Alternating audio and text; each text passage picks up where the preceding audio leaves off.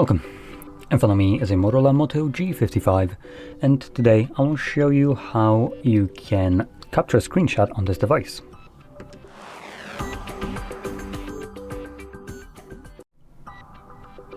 So to get started, you will want to open up content that you wish to capture, which for me will be the home screen that is already open and visible on my screen.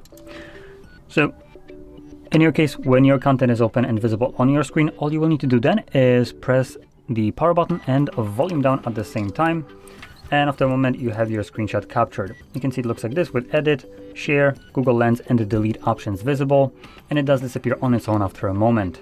So when it disappears, you can then find it by going into your Photos application and then navigating to Collections, Screenshots, and here it is.